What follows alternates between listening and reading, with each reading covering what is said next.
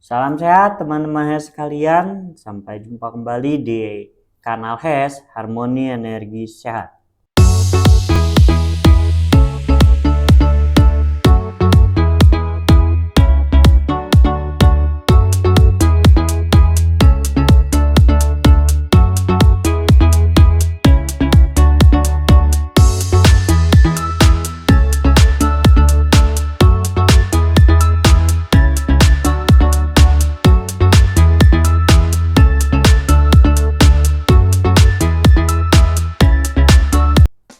Kali ini kita akan melanjutkan pembahasan dari episode kemarin tentang peredaran darah di jantung dan otak. Kemarin kita membahas di parameter tekanan darah. Kali ini kita akan membahas tentang kristal atau plak kolesterol pada buku petunjuk parameter KRMA yang berada pada halaman 12. Mari langsung saja kita mulai di sini. Untuk kristal atau plak kolesterol yang berada pada buku, dia memiliki kadar rentan normal 56.749 sampai 67.522. Di sini hasil pengetesannya 71.344 yang berada di zona kuning, yang artinya dia adalah abnormal sedang excess. Apa artinya? Berarti ini adalah sudah memasuki tahap di mana dia perlu perhatian khusus. Bila terjadi kelebihan pada kolesterol dalam darah, kolesterol ini akan menempel pada dinding pembuluh darah yang akan menjadi plak, sehingga terdapat penyempitan dalam pembuluh darah. Proses ini disebut juga sebagai aterosklerosis. Ketika kolesterol telah kembali normal, plak pada dinding pembuluh darah tidak akan otomatis hilang, akan tetapi dia akan tetap berada di sana. Bila suatu saat kadar kolesterol kembali menaik, kembali tinggi, plak akan menempel kembali pada dinding pembuluh darah sehingga semakin tebal dan pembuluh darah semakin menyempit. Suatu saat pembuluh darah itu akan tersumbat. Apabila terjadinya pada jantung, akan terjadi serangan jantung, dan apabila terjadi pada otak akan menyebabkan stroke.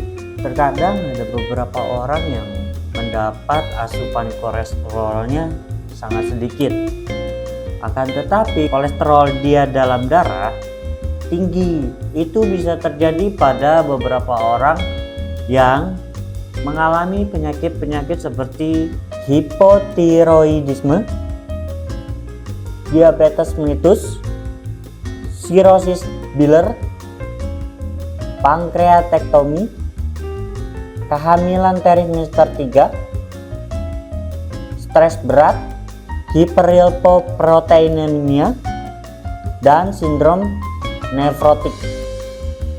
Dapat juga disebabkan oleh pil KB, epinefrin,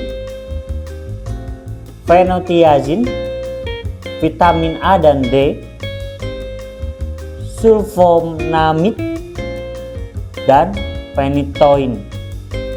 Infografis tentang kristal atau plak kolesterol yang didefinisikan oleh KRMA, di mana pada nomor 1 dia menunjukkan kalau itu adalah pembuluh darah tanpa plak kolesterol. Infografis nomor 2 itu sudah menunjukkan terjadinya di mana plak kolesterol sudah mulai menyumbat aliran darah. Biasanya ini digambarkan oleh KRMA terjadi pada pointer warna kuning ke sebelah kanan. Infografis nomor 3 itu dia adalah pembuluh darah yang sudah sangat menyempit sehingga kristal-kristalnya pun tidak dapat mencair. Kemudian bagaimana terbentuknya plak kolesterol pada tubuh kita?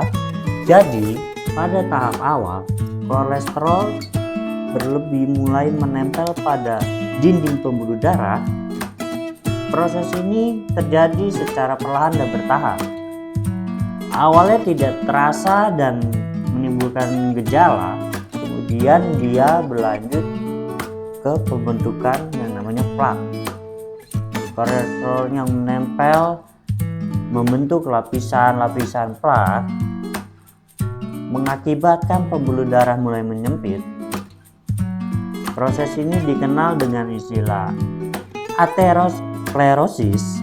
Plak yang sudah terbentuk, dia berbentuk permanen, tidak akan pernah hilang. Jadi, ketika kadar kolesterol normal kembali, plak tidak hilang begitu saja. Plak akan tetap menempel pada dinding pembuluh darah. Kemudian apa aja sih yang harus kita waspadai dari resiko-resiko yang terjadi? Resiko yang terjadi pada jangka pendeknya adalah ada penurunan aliran darah ke organ-organ yang penting. Kemudian kelelahan dan penurunan stamina. Selanjutnya ada nyeri dada atau anginan. Kemudian ada juga resiko jangka panjang, serangan jantung akibat penyumbatan pembuluh darah dan koroner, stroke karena gangguan aliran darah ke otak, gangguan sirkulasi ke organ-organ vital lainnya.